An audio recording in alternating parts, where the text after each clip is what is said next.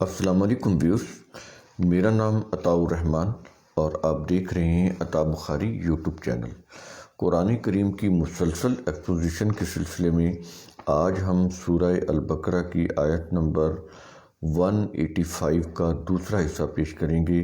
پہلے حصے میں ہم نے شہر رمضان الذی انزل فیہ القرآن اس کو واضح کیا تھا اور اس میں خاص طور پر شہر رمضان کے متعلق بتایا تھا کہ اس کے کیا میننگ ہے، پورا پرسپیکٹیو اور اس کا جتنا بھی کانٹیکسٹ ہے وہ سامنے رکھ کر آپ کو بتایا تھا۔ اور اب یہ جو دوسرا حصہ ہے اس میں جو کچھ چیزیں رہ گئی تھیں شہر رمضان سے ریلیٹڈ، وہ اس حصے میں ہم پیش کریں گے اور بقیہ آیت کو بھی مکمل کریں گے۔ تو شہر رمضان کے سلسلے میں ایک چیز تو یہ سمجھ لیں کہ یہ کوئی ایک مہینہ نہیں ہے، اور اس کی دلیل میں آج اس دوسرے حصے میں ہم آپ کو بتا رہے ہیں کہ جو قدیم عربوں کے ہاں، یعنی جس کو شہور الجاہلیہ بولتے ہیں، قرآن کریم کے نزول سے پہلے، عہد نبوت سے پہلے اور عہد نبوت کے وقت جب قرآن نازل ہو رہا تھا تو اس وقت جو 12 مہینے تھے عربوں کے ہاں، ان 12 مہینوں میں سے کسی ایک مہینے کا نام بھی رمضان نہیں تھا۔ تو اس کا ہم نے پہلے بھی واضح کیا، آج پھر دوبارہ اگین آپ کو یہ بتائیں گے کہ نزول قرآن کے وقت یا نبی کریم صلی اللہ علیہ وسلم کے دور میں بھی جیسا کہ پیچھے سے جو زمانہ چلا آ رہا تھا قدیم عربوں کے ہاں، تو عہد نبوت میں نزول قرآن کے وقت کسی بھی مہینے کا نام رمضان نہیں تھا۔ تو اس سے چونکہ آج ہم جو کیلنڈر دیکھ رہے ہیں اس میں رمضان کا مہینہ ہے، تو اس سے پھر یہ ہوتا ہے کہ کنفیوژن پیدا ہوتا ہے۔ ہم یہ سمجھتے ہیں کہ یہ ماہ رمضان کی بات ہو رہی ہے، بالکل ایسے جیسے قرآن کریم کہتا ہے کہ سبحان الذی اسریٰ بعبدہ لیلا من المسجد الحرام الی المسجد الاقصیٰ۔ تو وہ مسجد اقصیٰ کا جو سفر ہے مسجد حرام سے مسجد اقصیٰ کا، تو آج چونکہ مسجد اقصیٰ ہے اس وجہ سے ہم یہ سمجھتے ہیں کہ شاید یہی مسجد اقصیٰ ہے۔ یہ مسجد اقصیٰ جو یروشلم میں، یہ نبی کریم صلی اللہ علیہ وسلم کے دور میں نہیں تھی، یہ وہ جو ولید بن عبد الملک ہیں جو اموی حکمران تھے ان کے دور میں ہوئی۔ تو وہ تو نبی کریم صلی اللہ علیہ وسلم کے کوئی 72 سال کے بعد اس مسجد کی بنیاد پڑی، تو یہ تو نبی کریم صلی اللہ علیہ وسلم کے دور میں نہیں تھی۔ تو مفسرین نے اس مسجد کی طرف سفر کی وہ نسبت کر دی، جبکہ قرآن کریم مسجد اقصیٰ مدینہ کو کہہ رہا ہے جو مرکز بننے جا رہا تھا اللہ کے نظام کا مکہ کے بعد۔ تو یہ اس طرح سے چیزیں ہیں، کنفیوژن ہوگی نا۔ اسی طرح یہ بھی کنفیوژن ہے کہ اس وقت رمضان کا مہینہ نہیں تھا، تو آج چونکہ کیلنڈر میں ہے تو ہم یہی سمجھتے ہیں کہ یہ وہ والا مہینہ ہے، بالکل نہیں۔ اور اس کے ثبوت میں آج آپ کو بتاتا ہوں کہ نبی کریم صلی اللہ علیہ وسلم کے دور میں جو مہینوں کے نام تھے جو قدیم دور سے چلے آ رہے تھے، تو اس میں پہلا جو مہینہ ہے، جیسے جنوری سے دسمبر ہمارے 12 مہینے ہیں جو گریگورین کیلنڈر میں، تو اس طرح عربوں کے ہاں جو مہینوں کے نام تھے وہ تھے، پہلا مہینہ اس کو کہتے تھے موتمر، یہ تے کے ساتھ ہے موتمر، تو اس کی جگہ پھر بعد میں محرم کا نام رکھا گیا۔ نبی کریم صلی اللہ علیہ وسلم کے دور میں نہیں، نبی کریم صلی اللہ علیہ وسلم کے دور سے بھی بہت بعد میں، یعنی جیسے کہ ہسٹری بتاتی ہے کہ عمر رضی اللہ عنہ کے دور میں یہ جو نام تھے تبدیل ہوئے۔ تو عمر رضی اللہ عنہ کے دور میں یہی نام چلے آ رہے تھے جو ہم آپ کو اب بتا رہے ہیں، اور یہ بھی بتائیں گے کہ ان کی جگہ پر پھر نئے نام کیا رکھے گئے جو آج کل بھی رائج ہیں۔ یہ جو نام تھے عربوں کے جغرافیہ، ان کے موسم کے مطابق رکھے گئے تھے عمر رضی اللہ عنہ کے دور میں۔ تو کیونکہ یہ پرانے نام عربوں کو سمجھ میں نہیں آ رہے تھے، اس سینس میں کہ کنورٹ ہو گئی تھی نا، ایک نئی دنیا وجود میں آ گئی تھی قرآن کریم کی روح سے، تو وہ اب اس کی مناسبت سے انہوں نے اس کے بعد جو چینج آئی عربوں کے اندر، تو یہ بتایا جاتا ہے کہ عہد عمر میں یہ نام تبدیل ہوئے، اور وہ کیا تھے؟ عربوں کے موسموں کے مطابق، یعنی انہوں نے عہد عمر میں یہ جو نام رکھے گئے پرانے ناموں کو کنورٹ کر کے، یہ زیادہ ایزی ہو گئے تھے۔ اس طرح کے جو نام تھے وہ فوراً سمجھ جاتے تھے، کیونکہ یہ جو نئے نام رکھے گئے یہ ان کے عربوں کے موسموں کے مطابق، ان کی جغرافیہ کے مطابق، اور حج کو بھی وہ موسم کہتے تھے، یہ بھی ذہن میں رکھ لیں، وہ کہتے تھے کہ حج کا موسم آ گیا، تو حج کو بھی وہ موسم ہی کہتے تھے۔ تو یہ موسموں کے مطابق پھر یا ان کی مناسبت سے نام چینج کیے گئے۔ میں نام بتاتا ہوں اور ساتھ ساتھ یہ بھی بتاتا جاتا ہوں کہ پرانا نام کیا تھا اور نیا نام کیا رکھا گیا۔ تو پہلا نام معتمر، اس کی جگہ پر نام رکھا گیا محرم۔ دوسرا نام تھا مہینے کا، دوسرے مہینے کا نام ناجر، تو اس کی جگہ پر صفر کا مہینہ نام رکھا گیا۔ پھر تیسرے مہینے کا نام تھا خوان، اس کو وہ خوان بھی بولتے تھے، یعنی خے کے اوپر زبر بھی بولتے تھے اور خے کے اوپر پیش بھی بولتے تھے، تو یہ خوان یا خوان۔ اس کی جگہ پر ربیع الاول کا مہینہ آیا۔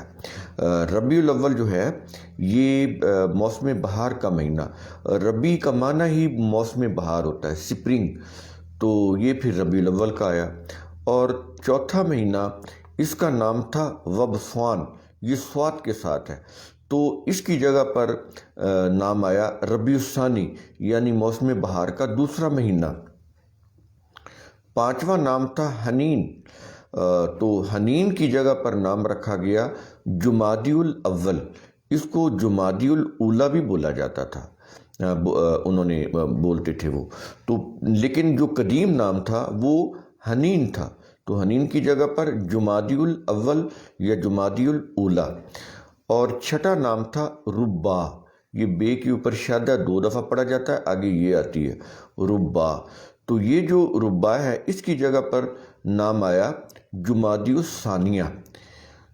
7ویں نمبر پر مہینے کا نام تھا الاصم، یہ سوات کے ساتھ ہے الاصم، اور اس کو منسل بھی بولتے تھے، یہ سوات کے ساتھ ہی، یہ بھی الاصم یا منسل۔ اور اسی مہینے کا ایک اور نام تھا اسنہ، الاسنہ، یہ سین کے ساتھ ہے، اور اسی کو وہ المحرم بھی بولتے تھے۔ پیچھے بھی آ رہا ہے کہ معتمر کو المحرم نام دیا گیا، اور یہ جو قدیم نام تھا جس مہینے میں جس کو وہ محرم بولتے تھے، اس کے ساتھ 3 اور نام بھی تھے، الاصم، منسل، الاسنہ اور یہ المحرم، یہ 4 طرح سے، یہ 7ویں مہینے کے 4 طرح سے نام تھے۔ تو اس دور میں جو المحرم تھا یہ 7واں مہینہ تھا، اس کو اس لیے بولتے تھے کہ اس میں انہوں نے جنگ کو منع کیا ہوا تھا کہ اس مہینے میں جنگ نہیں لڑنی، جنگ کا وقفہ کرنا ہے، اس لیے اس کو محرم بولتے تھے۔ 8ویں نمبر پر مہینے کا نام تھا آذل، عین کے ساتھ ہے اور آگے الف کے بعد زال آ رہا ہے، آذل، تو اس کی جگہ پر نام رکھا گیا شعبان۔ 9ویں نمبر کے اوپر آتا تھا ناطق، یہ ناطق جو ہے یہ تے کے ساتھ ہے اور آگے وہ 2 نقطوں والا کاف ہے، ناطق، تو اس کی جگہ پر رمضان نام رکھا گیا۔ اب دیکھیں رمضان نام کا مہینہ نہیں تھا، تو عہد نبوت میں ناطق نام تھا، تو ناطق جو ہے اس کو بدل کر پھر بعد میں عہد عمر میں، یعنی رسول کے دور میں نہیں، عہد عمر میں رمضان کا نام رکھا گیا۔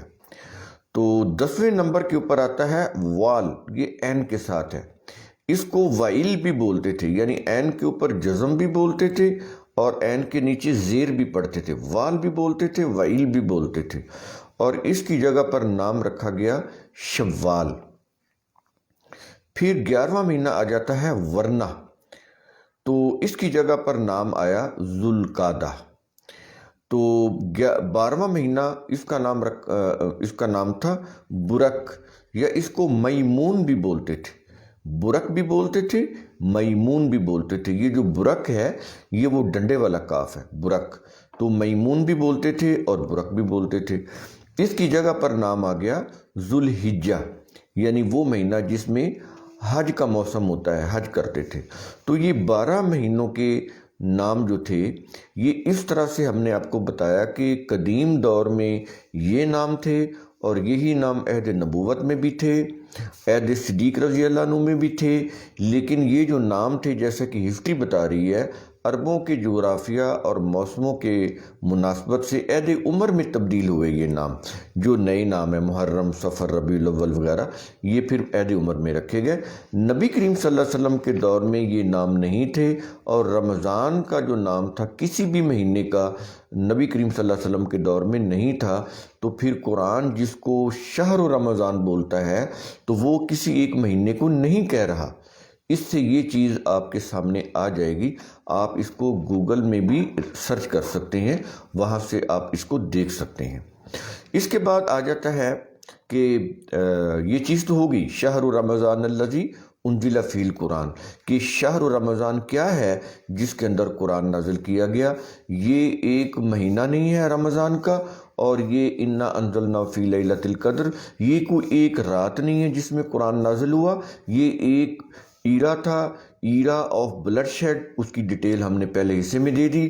یہ اس دور میں نازل ہوا، اور اس دور میں پھر ان کو سارے جو انجنکشنز تھے قرآن کے احکام وہ دیے گئے، جیسے قصاص سے متعلق ان کو احکام دیے گئے، جیسے وصیت یعنی ترکہ سے متعلق وصیت کے احکام دیے گئے، جیسے کتب علیکم الصیام ان کو ملٹری ٹریننگ جو ہے اس کے متعلق کہا گیا کہ یہ مینڈیٹری ہے، اوبلیگیٹری ہے، کمپلسری ہے۔ تو اس تاکہ ایک جب اسلامک اسٹیٹ قائم ہو رہی ہے تو اس کے اندر ڈیفنس کا محکمہ بھی ہو، جو تربیت دے لوگوں کو ڈیفنس کی، اور اس اسٹیٹ کی حفاظت رہے۔ اسلام ایک دین ہے، دین کا معنی ہی کیا ہوتا ہے؟ حکومت، اقتدار، ریاست، مملکت، تو یہ چیزیں دین کے اندر آتی ہیں۔ تو اس کی حفاظت کے لیے ڈیفنس کا ڈپارٹمنٹ، اور اس کے لیے قرآن بتا رہا ہے کہ شروع سے ہی ہم کہتے چلے آ رہے ہیں کہ کتب علیکم الصیام، تمہارے اوپر صیام جو ہے یہ مینڈیٹری ہے، یہ کمپلسری ہے، ملٹری ٹریننگ، تاکہ تم اپنے دین کی، اپنی مملکت کی، اپنی اسٹیٹ کی حفاظت کر سکو۔ تو یہ چیزیں تو یہاں تک ہو گئی۔ اب ہم اگلی جگہ پہ اس کے حصے پہ آتے ہیں، باقی جو آیت کا حصہ ہے اس میں قرآن یہ کہہ رہا ہے کہ شہر رمضان الذی انزل فیہ القرآن۔ اب قرآن کی جو کوالٹیز ہیں، جو خصوصیات ہیں، قرآن اس آیت میں اگلے حصے میں وہ بیان کر رہا ہے۔ تو یہ جو قرآن ہے اس کے متعلق کہہ رہا ہے کہ ہدی للناس۔ اب یہاں پر غور کریں کہ قرآن کریم ہدن کا لفظ لے کر آ رہا ہے، ہدن آگی، اور آگے کیا کہہ رہا ہے؟ للناس، للمومنین نہیں کہہ رہا، للمسلمین نہیں کہہ رہا، للناس۔ وہ کہتا ہے کہ تمام ہیومن بینگز، آل مین کائنڈ، جتنی بھی انسانیت ہے قیامت تک کے لیے، جس سب کے لیے یہ ہدایت کی کتاب ہے، سب کے لیے، یہ صرف مسلمانوں کی نہیں۔ انہوں نے کہا کہ یہ ہماری کتاب ہے، بالکل یہ غلط ہے۔ جو اس کتاب کا جو آتھر ہے، جس کی یہ کتاب ہے، وہ یہ کہہ رہا ہے کہ یہ کسی خاص علاقہ، کسی خاص زمانہ، کسی خاص نیشن کی قوم نہیں ہے، کی کتاب نہیں ہے، یہ تو قیامت تک کے تمام بنی نوع انسانیت کے لیے ہے۔ وہ دنیا کے کسی بھی خطے میں بستے ہوں، وہ کسی بھی جغرافیہ کے رہنے والے ہوں، ان کا کوئی بھی رنگ ہو، نسل ہو، زبان ہو، ان کے کوئی بھی ڈیموگرافکس ہوں، یہ تمام انسانیت کی کتاب ہے۔ اور ان کے ساتھ قرآن کی جو ایٹریبیوٹ بتا رہا ہے وہ کہتا ہے ہدن ہے۔ ہدن کے کیا معنی ہوتے ہیں؟ ہدن کے معنی ہوتے ہیں انسٹرکشنز، گائیڈنس، اور اس کے اندر یہ انسٹرکشن بھی آ گئی، گائیڈنس بھی آ گئی، اور ڈائریکشن بھی آ گئی۔ یہ ساری چیزیں اس کے اندر آ جاتی ہیں۔ اس کے اندر وہ پاتھ بھی آ جاتا ہے، راستہ، ٹریک، یہ ساری چیزیں اس کے اندر آ جاتی ہیں ہدن کے میننگ کے اندر۔ قرآن کریم کی یہ جو کوالٹی ہے کہ یہ ایک ڈائریکشن کی کتاب ہے، ہمارے لیے راہیں متعین کرتی ہے۔ یہ کتاب بتاتی ہے کہ اس راستے پر چلو گے تو منزل ملے گی، اگر اس راستے پر چلو گے تو تم بھول بھلیوں میں کھو جاؤ گے، ڈی ٹریک ہو جاؤ گے، تم ڈیسٹینیشن تک نہیں پہنچ سکو گے۔ تو یہ اس لیے قرآن کریم کے اندر اس کتاب کو اللہ نے ہدن کہا ہے۔ اب سمجھ آئی، یہ کوئی مذہبی چیز نہیں ہے ہدن جس کو ہم نے مذہبی چیز بنایا ہوا ہے۔ ہدایت کا لفظ آتے ہی ہمارے ذہن میں کوئی چیز آ جاتی ہے جیسے یہ کوئی مذہب کی کتاب ہے، بالکل نہیں۔ میں نے پوری طرح آپ کو ایکسپلین کیا کہ ہدن ہوتا کیا ہے۔ تو کہتا ہے کہ تمام انسانوں کے لیے یہ ہدن ہے، یعنی منزل مقصود تک پہنچانے والی کتاب ہے، ان کو ان کی ڈیسٹینیشن تک پہنچاتی ہے۔ وہ تمام پاتھ ڈیفائن کرتی ہے، ٹریک ڈیفائن کرتی ہے کہ اس راستے پر چلو گے تو ڈیسٹینیشن ملے گی۔ اگر اس راستے کو کھو جاؤ گے، اس کے علاوہ کسی اور راستے پر چلو گے تو پھر کیا ہوگا؟ منزل نہیں ملے گی۔ اس میں تو پھر تمہاری جتنا بھی ٹائم ہے وہ بھی ویسٹ ہوگا، تمہاری انرجی بھی ویسٹ ہوگی، تمہارے فائنانسز بھی ویسٹ ہوں گے، لیکن اچیومنٹ نہیں ہوگی۔ یہ چیز ہے ہدی للناس۔ دیکھیں، دو لفظ ہیں لیکن اس کے اندر کتنی دنیا ہے معنوں کی جو آباد ہے۔ اور آگے کہتا ہے وَبَيِّنَاتٍ مِّنَ الْهُدَىٰ، یہ بھی بڑی ہی اہم چیز ہے۔ دوبارہ وہ ہدا کا مزید وہ تفصیل دے رہا ہے۔ یہ کہتے ہیں قرآن کریم اپنی بات کو واضح نہیں کرتا، پہلے کہہ رہا ہے ہدی للناس، پھر یہ کہہ رہا ہے کہ وَبَيِّنَاتٍ مِّنَ الْهُدَىٰ۔ اب پھر ہدایت جو ہے، خدا جو ہے، اس کو مزید ایلیبوریٹ کر رہا ہے، کہہ رہا ہے کہ یہ راہ بالکل واضح ہے، ابری ہوئی ہے۔ دیکھیں یہاں پر بینات ہے، بینات کا مطلب ہوتا ہے واضح، جو دلیل کے ساتھ واضح ہو، یوں نہیں ایسے واضح، کہتا ہے بالکل ایسے واضح ہے جیسے تم کسی راستے پر جا رہے ہو تو سامنے سے کوئی ابری ہوئی چٹان تمہیں دور سے دکھائی دے، کہتا ہے اس طرح یہ کتاب ہماری جو ہے وہ تمہیں واضح راستہ بتاتی ہے، اس طرح سے یہ واضح ہے۔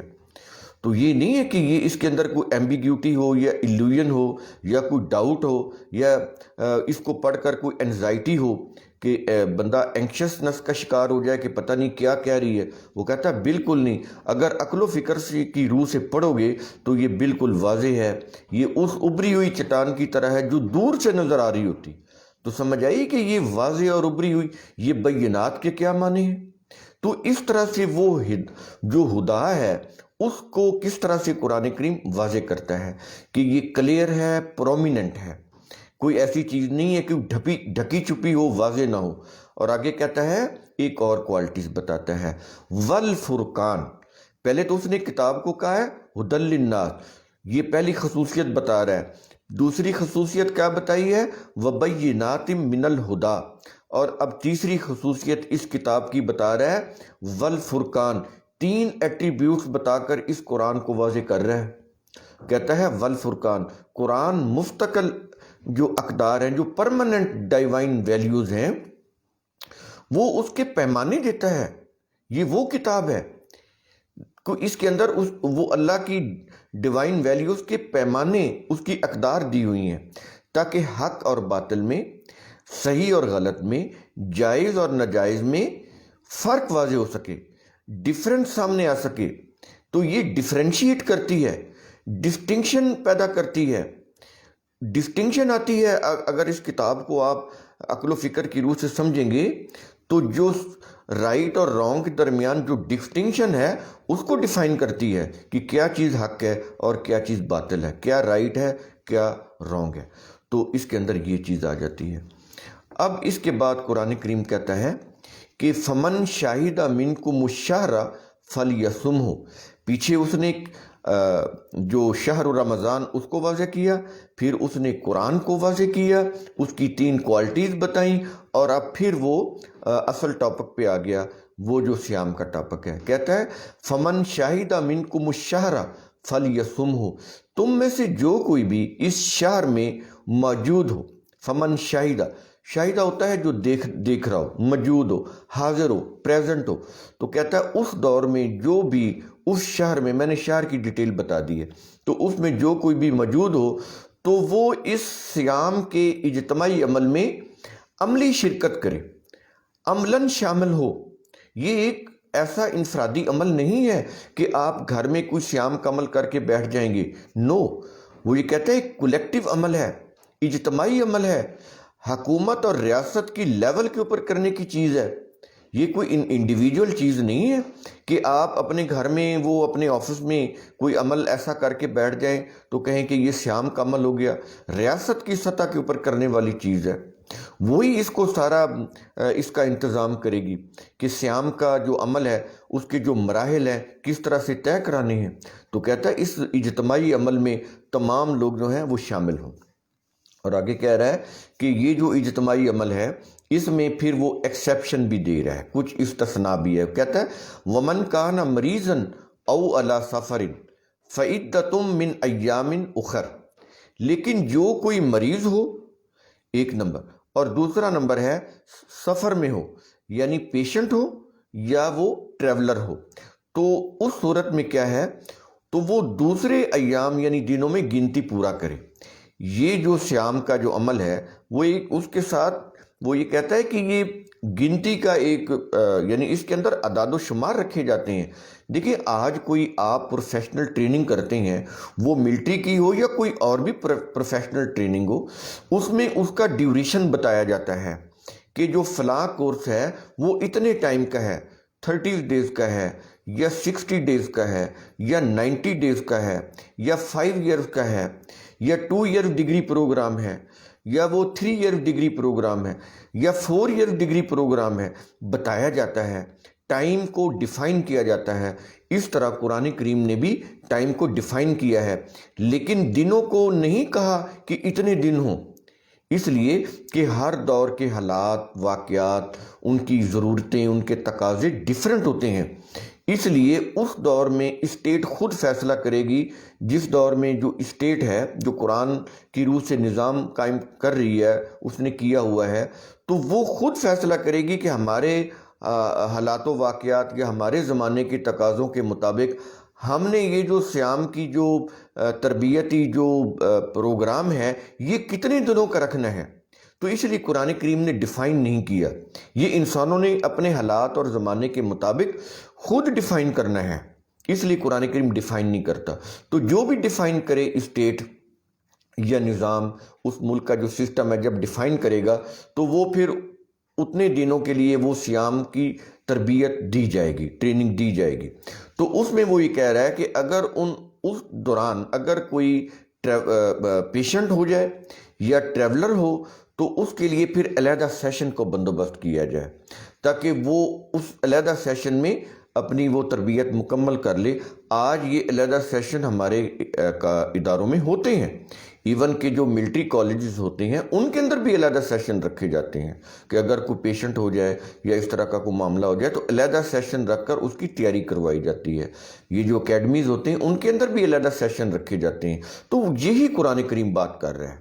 اس سے یہ مراد ہے کہ علیحدہ سیشن کا انتظام کیا جائے, وہاں وہ اپنی جو ٹریننگ نہیں کر سکے وہاں سے وہ اپنی ٹریننگ مکمل کر لیں. اور آگے پھر یہ چیز کہنے کے بعد قرآن کہتا ہے یرید اللہ بکم الیسر ولا یرید بکم العسر, کہ اللہ تمہارے ساتھ آسانی چاہتا ہے, تنگی نہیں چاہتا, تمہیں کسی دشواری میں مبتلا نہیں کرنا چاہتا.